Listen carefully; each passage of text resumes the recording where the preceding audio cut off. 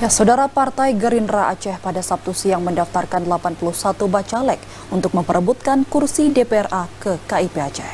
Partai Gerindra merupakan partai ketujuh yang melakukan pendaftaran ke KIP Aceh. Usai melengkapi berbagai berkas dan juga berbagai persyaratan administrasi yang diperlukan, pada Sabtu siang pengurus dan juga bacalek dari Partai Gerindra Aceh mendatangi kantor KIP Aceh untuk mendaftarkan 81 bacaleknya.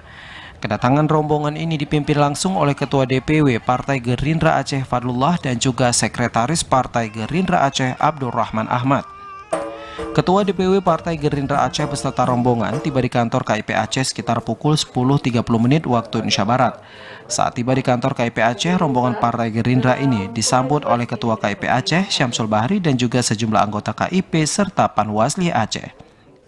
Ketua DPW Partai Gerindra Aceh Fadlullah mengatakan bahwa ke-81 bacalek yang didaftarkan pada hari ini ke KIP merupakan bacalek yang sebelumnya telah memenuhi persyaratan, di mana ke-81 bacalek ini terdiri dari 53 orang laki-laki dan 28 orang lain yang merupakan keterwakilan perempuan.